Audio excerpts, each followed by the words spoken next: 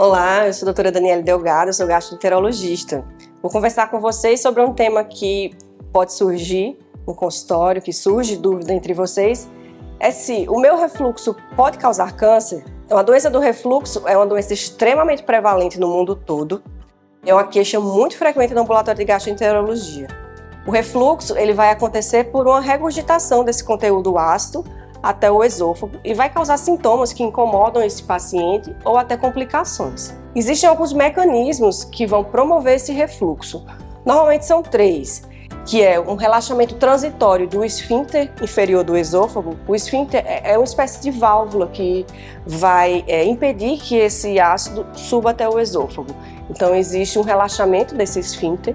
Pode existir uma contratilidade desse esôfago anormal, uma peristalse inadequada desse esôfago, e também pode diminuir o tônus desse esfíncter. Ele pode estar mais relaxado e favorecendo essa regurgitação de conteúdo ácido até o esôfago. Então, os fatores envolvidos na doença do refluxo vão interferir exatamente nessas 3 vias, né? Que é o uso do cigarro, álcool, a obesidade, alguns alimentos, café, refrigerante, chocolate, os molhos, as gorduras e frituras, e a presença de hérnia de hiato também vai favorecer esse refluxo.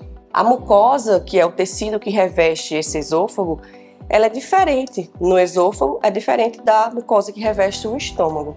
Então ela não está preparada para receber esse ácido. O estômago ele tem fatores protetores contra esse ácido, mas no esôfago isso não vai existir.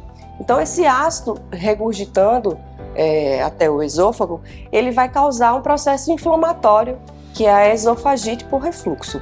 Nesse momento, se a gente faz uma intervenção nesse paciente, seja com medicamentos, seja com mudanças do estilo de vida, existe uma cicatrização dessa mucosa.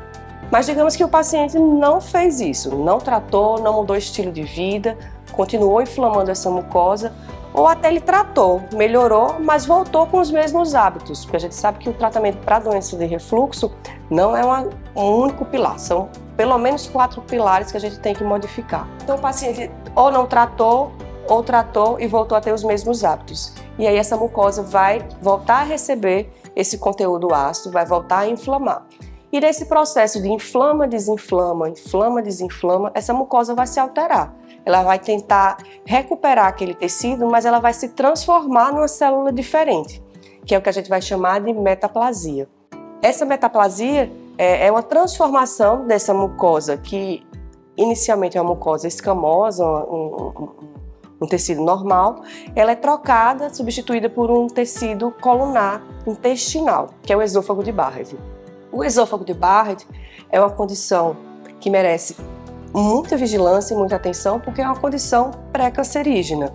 Ele tem um aspecto característico na endoscopia, mas só esse aspecto ele não fecha diagnóstico. O diagnóstico precisa ser por biópsia, que é aí que vai mostrar exatamente essa transformação dessa célula. Uma vez definido que existe esôfago de Barrett, existe um risco maior desse paciente desenvolver adenocarcinoma de esôfago. Esse risco é cerca de 30 vezes maior do que na população em geral.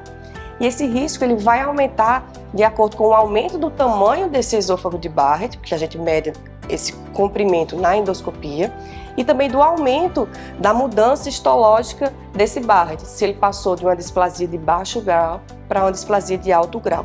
Tudo isso vai repercutir e vai aumentar o risco dessa transformação em adenocarcinoma de esôfago. E como é que eu posso prevenir o esôfago de Barrett? Na verdade, a gente precisa prevenir a inflamação crônica pelo refluxo, né? A gente melhorando o refluxo, tomando todas as medidas que antecipem essa transformação em Barrett, a gente vai evitar essa progressão até o câncer de esôfago.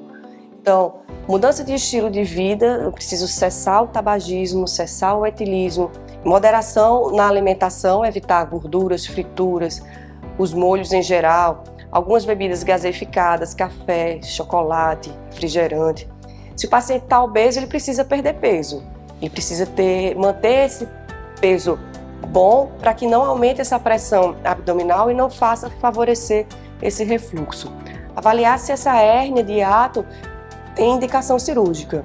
Então, mudança de estilo de vida e medicações, né? A gente utiliza medicações para desinflamar essa mucosa, para tornar esse refluxato menos ácido, de forma a não inflamar essa mucosa. Então não adianta só tomar remédio e não modificar a vida. Precisa tomar o remédio certo, na dose certa, pelo tempo certo e ter uma mudança constante dos hábitos de vida.